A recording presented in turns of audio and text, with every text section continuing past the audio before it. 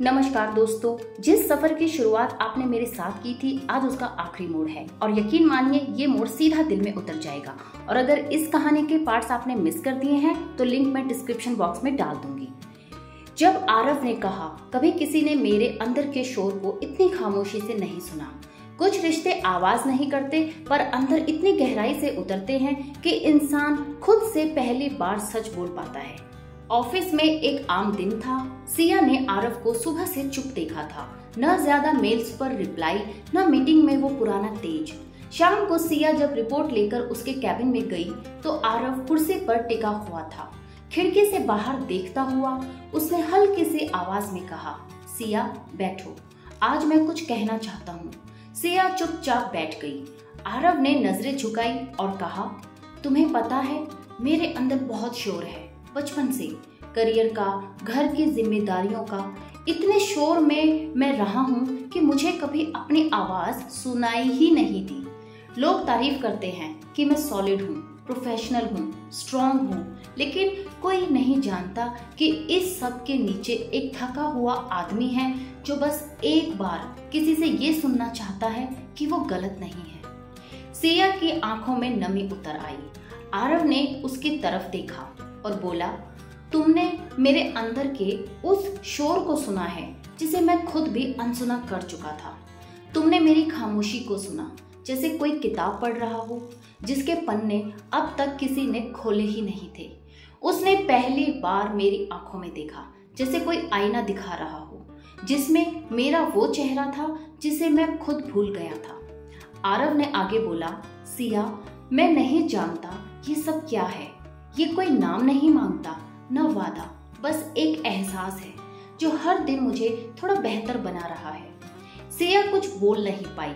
उसके चेहरे पर वो अपनापन था जो किसी वचन से बड़ा होता है। आरव ने कहा, तुम बस रहो, कुछ कहो मत, क्योंकि तुम्हारी खामोशी ही मेरी सबसे बड़ी आवाज बन गई है। मैंने किसी को इतना पास कभी नहीं आने दिया, लेकिन आज मैं चाहता हूँ कि वो मेरी हर कमजोरी देखे और फिर भी रहे। जिस दिन कोई तुम्हारे भीतर के शोर को बिना बोले सुन ले, उस दिन जान लो तुम्हारा अकेलापन खत्म हो चुका है। क्या अब दोनों अपने दिल को पूरी तरह खोल पाएंगे? इजहार जब सवाल बनकर आए, समझो वो मोहब्बत डरते डरते जान मांग रही है। उस दिन बारिश हो रही थी, ऑफिस जल्दी बंद हो गया था, पर आरव और सिया वहीं थे, छत के नीचे, कॉफी के 2 अधूरे कप और एक गहरी चुप्पी के साथ। सिया खिड़की के पास खड़ी थी और आरव उसके थोड़ा पीछे।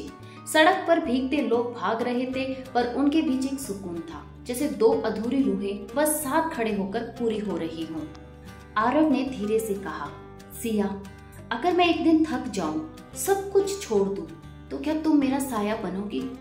सिया एकदम चुप। उसने मुड़कर देखा। आरव की आंखों में पहली बार डर था, वो डर जो किसी रिश्ते की शुरुआत में नहीं बल्कि इश्क के गहराने पर होता है। सिया ने हल्की मुस्कान के साथ जवाब दिया, अगर आप थक जाओ तो मैं वो चाय बनूंगी जो बिना पूछे आपके हाथ पे रखी जाती है। अगर आप गिरो तो मैं वो आवाज बन जाऊंगी जो कहे, उठो, मैं यही हूँ। और अगर आप भूल जाओ खुद को तो मैं वो आईना बन जाऊंगी जिसमें आप सिर्फ आपको देखो, न वो जो दुनिया ने बना दिया है। उस रात हमने कोई वादा नहीं किया, न ही हमेशा का जिक्र आया। बस 2 इंसानों ने एक दूसरे की थकावट को पलकों की नमी में समेट लिया। आरव ने बहुत धीमी आवाज में कहा, तुम रहोगी ना जब सब चला जाए? सिया ने उसका हाथ थामा और बोली, मैं तो वहीं से शुरू हुई थी जब सबने आपको छोड़ दिया था। कुछ रिश्ते मरहम नहीं बनते, वो जख्म को खुलकर बहने देते हैं ताकि वो भर सके। उस रात ऑफिस से बाहर निकलते वक्त आरव ने सिया को कहा, थोड़ा रुकोगी? सिया ने बिना कुछ पूछे हाँ कर दी। वो दोनों छत पर चले गए। चारों तरफ शहर की लाइट्स थी, पर उन दोनों की आंखों में थकान की धुंध साफ दिख रही थी। आरव ने कुछ नहीं कहा, बस सिया के पास बैठा चुपचाप। सिया कुछ देर खामोश रही, फिर उसकी आंखें अचानक से भर आई। आरव ने देखा वो अब तक थमी हुई थी, पर आज सिर्फ इंसान थी, मजबूर, थकी हुई, टूटी हुई। सिया बोली, सबने मुझे कहा कि मैं मजबूत हूँ, कि मैं सब झेल सकती हूँ, लेकिन किसी ने ये नहीं पूछा कि क्या मैं टूटी हुई हूँ? उसकी आवाज टूट गई और फिर उसने अपना सिर आरव के कंधे पर रख दिया। वो पल जहां कोई लड़की रो रही थी पर कोई मर्द उसे कमजोर नहीं कह रहा था, कोई उसे चुप नहीं करा रहा था, बस उसे उसकी रुलाई के साथ होने की इजाजत दे रहा था। उसने मेरा सिर सहारा दिया, न कोई सवाल किया न कोई समाधान दिया, बस अपने साइलेंस से मेरे सिसकियों को जगह दे दी। आरव ने बस इतना कहा, रो सकती हो, मैं तुम्हें कभी कमजोर नहीं कहूंगा। सिया अब पूरी तरह टूट कर रो पड़ी, पर वो आंसू किसी बोझ की तरह नहीं, किसी राहत की तरह गिर रहे थे। कुछ देर बाद सिया ने कहा, मैं हमेशा सबकी सॉलिड दीदी रही, कभी किसी को अपनी थकान नहीं दिखाई, पर आज अगर तुम मेरा साया बन सकते हो तो क्या मैं भी तुम्हारी छांव बन सकती हूँ? आरव ने उसका हाथ धीरे से पकड़ा और बोला, तुम तो अब मेरी वो दीवार बन गई हो जिस पर मैं अपने सारे जख्म टिका सकता हूँ। कभी कभी इश्क कोई जश्न नहीं होता, वो बस एक जगह होती है जहाँ तुम्हें रोने दिया जाता है बिना तुम्हें गलत ठहराए। जब आरव ने पहली बार कहा, तुम्हें खोने से डर लगता है पर तुमसे मोहब्बत कहने से और ज्यादा। इश्क जब नाम मांगने लगे तब इंसान सबसे ज्यादा डरता है, क्योंकि जो दिल में होता है वो जुबां पर लाकर खोने का डर सबसे बड़ा होता है। आरव कई दिनों से कुछ बदला बदला सा था। वो सिया से बात तो करता था, पर अब उसके आंखों में एक झिझक थी, एक डर कि कहीं अब जो कहेगा वो सब कुछ बदल ना दे। शाम को जब दोनों छत पर बैठे हुए थे, आरव ने सिया से पूछा, क्या तुम्हें लगता है कि मैं तुम्हारे लायक हूँ? सिया चौंकी, आप मेरे लायक नहीं, आप मेरी जरूरत हैं। आरव ने नजरें झुका ली और बोला, सिया, तुम्हें खोने से डर लगता है पर तुमसे मोहब्बत कहने से और ज्यादा। सिया ने धीमी आवाज में कहा, क्यों?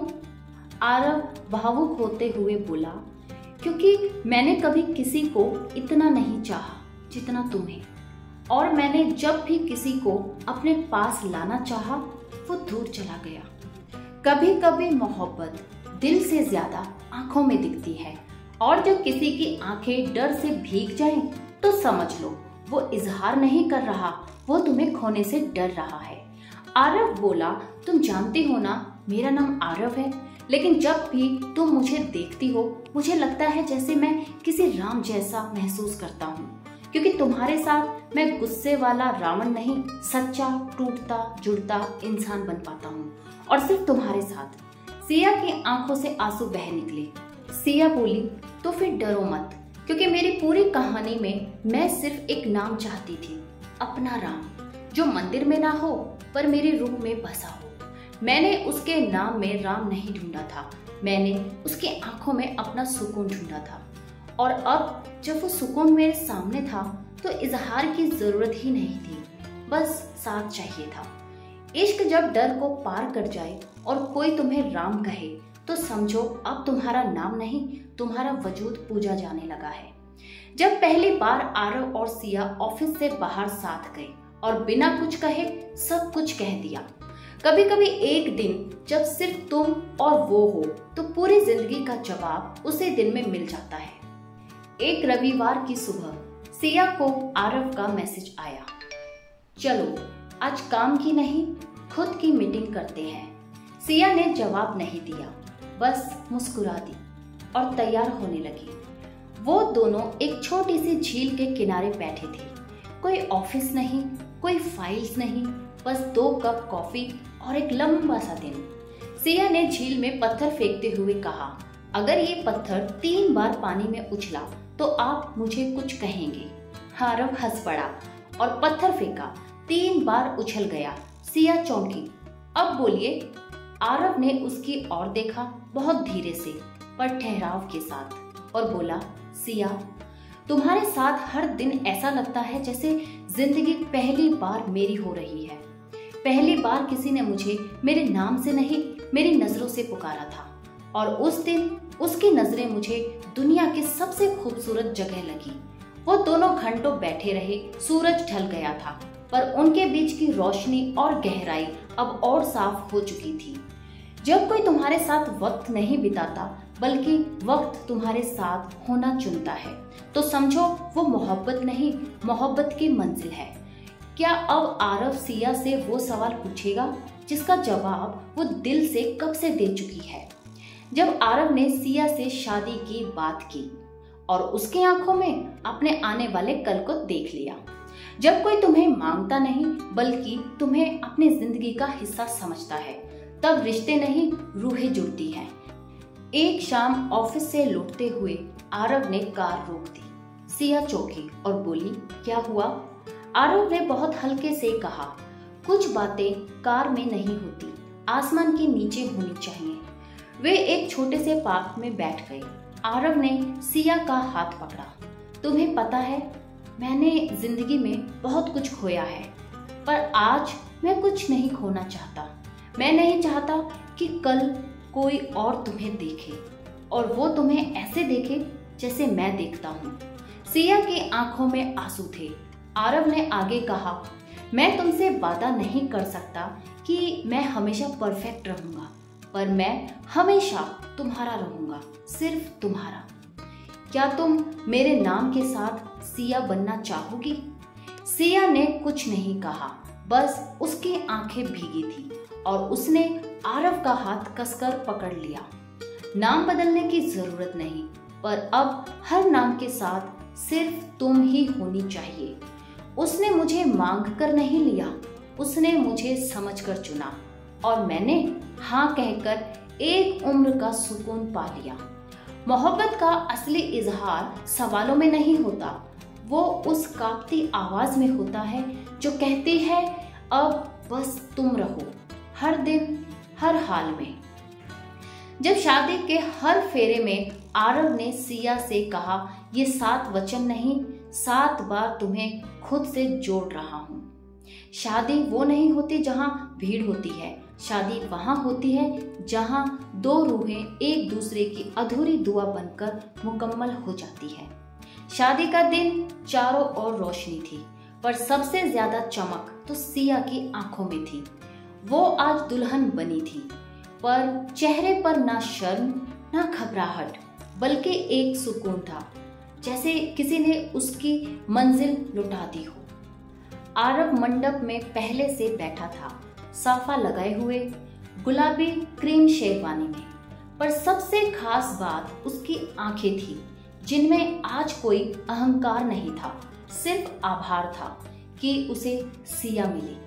जब वो मंडप में आई तो फूल बरसाए जा रहे थे, पर आरव की नजरें बस एक जगह टिकी थी, उस सिया पर, जिसने रावण जैसे दिन को राम की रात बना दिया था। जब पंडित जी ने पहला फेरा शुरू किया तो आरव ने अचानक उसकी ओर देखा और कहा, ये 7 वचन नहीं है सिया, मैं 7 बार तुझे खुद से जोड़ रहा हूँ। हर फेरे में मैं तुझे एक नई जगह दे रहा हूँ, दिल में, वजूद में, हर सांस में। दूसरे फेरे के वक्त वो बोला, मैं तुझे सिर्फ खाना ही नहीं दूंगा, मैं तेरे हर खालीपन को भरूंगा, भूख का भी, प्यार का भी। तीसरे फेरे में मैं तुझसे संतान की नहीं, रिश्ते की उम्मीद रखता हूँ, जो हर जन्म में फिर मिले। चौथे फेरे में सुख दुख की हर घड़ी में तुम्हारा साथ निभाऊंगा। 5वें फेरे में तेरे धर्म, तेरी मर्यादा का सच्चा आदर करूंगा, प्रेम और विश्वास की मिसाल बनूंगा। सिया की आंखें हर फेरे के साथ भीगती जा रही थी। 6ठे फेरे पर मैं वचन नहीं दूंगा कि मैं कभी नाराज नहीं होऊंगा, पर मैं वादा करता हूँ कि हर नाराजगी से ज्यादा तुझसे मोहब्बत करूंगा। और 7वें और आखिरी फेरे पर अब जो भी होगा वो तुम और मैं नहीं, सिर्फ हम होगा। उस वक्त शादी नहीं हुई थी, 2 रूहों ने मिलकर खुद के सामने हाथ नहीं जोड़े, बल्कि एक दूसरे के दर्द, उम्मीद और अधूरी दुआओं को थाम लिया था। शादी के बाद आरव ने सिया की मांग में सिंदूर भरते हुए बहुत धीमी आवाज में कहा, अब ये मांग सिर्फ सिंदूर से नहीं भरी, ये मेरी रूह से भरी गई है। जो तुझसे अब कभी अलग नहीं होगी। फेरे सिर्फ 7 वचन नहीं थे, वो उन सायों का संगम था जिन्होंने बिना बोले ही हर जन्म का इकरार कर लिया था। शादी जब नाम से नहीं दिल से होती है तो वो सिर्फ एक रिश्ता नहीं, एक सुकून बन जाता है जो जिंदगी की हर हड़बड़ी में शांति बनकर साथ चलता है। क्या शादी के बाद अब सब आसान होगा, या अब शुरू होगी उस रिश्ते की असल परीक्षा, जहां 2 लोग एक छत के नीचे सिर्फ प्यार नहीं पूरी जिंदगी बांटते हैं। जब सुहागरात की शर्म भरी खामोशी में सिया ने पहली बार कहा, आपके साथ खुद को खो देना भी सुकून देता है। सुहागरात वो रात नहीं होती जहां 2 जिस्म करीब आते हैं, वो पल होता है जब 2 रूहें पहली बार बिना कहे सब कुछ कह जाती हैं। कमरा फूलों से सजा था, हल्के से इत्र की खुशबू और धीमा रोशनी का उजाला, पर सिया की धड़कनों की आवाज सबसे तेज थी। वो पल जिसके बारे में हमेशा सुना, कभी सोचा नहीं। आरव दरवाजा बंद करके अंदर आया, पर उसकी चाल में कोई हक नहीं था, सिर्फ संकोच और सच्चा स्नेह था। उसने पास रखी पानी की बोतल उठाई, सिया की ओर बढ़ाया और बोला, पहले पानी फिर बातें। सिया की हल्की सी हंसी निकली और उसने पहली बार आरव की आंखों में सीधा देखा और बोली, आप जैसे देखते हो वैसे किसी ने मुझे कभी नहीं देखा, जैसे मैं कोई एहसास हूँ जिस पर हक से ज्यादा इज्जत दी जाए। आरव धीरे से बैठा सिया के करीब, पर बिना छुए। मुझे तुम्हें छूने की जल्दी नहीं है सिया, मुझे तुम्हारे पास होने की इजाजत ही सबसे बड़ी मोहब्बत लगती है। सिया ने धीरे से अपना सिर आरव के कंधे पर टिका दिया और बोली, शायद मोहब्बत यही होती है जब किसी के पास बैठकर सारा डर उतर जाता है। उस रात कोई पर्दा नहीं गिरा, कोई शरारत नहीं हुई, बस 2 लोग, 2 सांसें और एक सुकून का साया पूरी रात साथ रहा। सुबह की पहली किरण जब कमरे में आई, सिया ने आरव को देखा जो नींद में भी उसका हाथ पकड़े था। मैंने खुद से कुछ नहीं मांगा था, पर उसने जो दिया वो मेरी सोच से भी ज्यादा मोहब्बत भरा था। जिस रिश्ते की पहली रात बस सुकून से बीते, वहां मोहब्बत का सफर उम्र भर नहीं थमता। जब आरव ने शादी के बाद सिया को देखा और कहा, अब तू मेरी बीवी नहीं, मेरी हर सुबह की वजह है। कुछ रिश्ते शादी से नहीं बनते, वो तो उस सुबह से बनते हैं जब तुम आंखें खोलते हो और सामने वही इंसान मुस्कुराता है जिसे कभी रूह ने चुना था। सुबह की पहली किरण खिड़की से झांक रही थी। आरव की आंख खुली तो सामने सिया सो रही थी, काले बाल बिखरे हुए, चेहरे पर मासूम सुकून, और आरव बस देखता रह गया। तू मेरी बीवी नहीं लगती, तू मेरी हर सुबह की वजह लगती है। सिया आंखें खोलते ही मुस्कुराई, इतनी जल्दी उठ गए आप? लगता है डर है कहीं सपना ना निकल जाऊं। आरव ने हंसकर कहा, तू सपना नहीं, तू वो हकीकत है जो मैंने कभी मांगी नहीं थी, पर मिल गई जैसे किसी दुआ की रिश्वत बनके। शादी के बाद की सुबहों में प्यार थोड़ा चाय जैसा होता है, गरम भी, मीठा भी और ताज़ा करने वाला भी। दिन बीतने लगे, सिया ने ऑफिस जाना बंद नहीं किया। वो अब भी वही थी, सीरियस, डेडलाइन वाली लड़की। पर फर्क बस इतना आया कि अब उसे लौटने के लिए एक आरव इंतजार करता था। एक दिन सिया बहुत थकी हुई आई। आरव ने उसके लिए खाना बनाया। वो देखती रह गई। आप ये सब कर रहे हैं? आरव बोला, क्योंकि आज मेरी रानी को सिर्फ आराम करना है, बाकी मैं संभाल लूंगा। सिया की आंखें भीग गईं। आप तो सच में राम निकले, आरव ने धीरे से कहा। और तू मेरी सिया थी, है और हमेशा रहेगी। जब मोहब्बत इज्जत बन जाए और साथ समझदारी से भरा हो तो शादी सिर्फ रिश्ता नहीं, एक जादू बन जाती है। कहानी का अंत नहीं, नई शुरुआत। एक ऐसी जिंदगी की जहाँ झगड़े भी होंगे, हंसी भी, पर सबसे ऊपर एक दूसरे को न खोने की जिद होगी। रावण बनकर शुरू हुई ये कहानी राम बनकर पूरी हुई। और सिया कभी बदली नहीं, वो हमेशा वही रही जो किसी को भी इंसान से इंसान बना सकती है। अगर आपको आरव और सिया की ये कहानी अपने दिल के किसी कोने में उतरती हुई लगी तो सब्सक्राइब, लाइक, कमेंट करके अपना प्यार जरूर दीजिएगा। तो अगली बार भी यहीं मिलेंगे, बस यूं ही साथ बने रहिए। अगली कहानी में फिर मिलते हैं एक नए रिश्ते, एक नए एहसास के साथ, क्योंकि मैं यही हूँ आपके साथ हर कहानी, हर रिश्ते, हर एहसास में। धन्यवाद।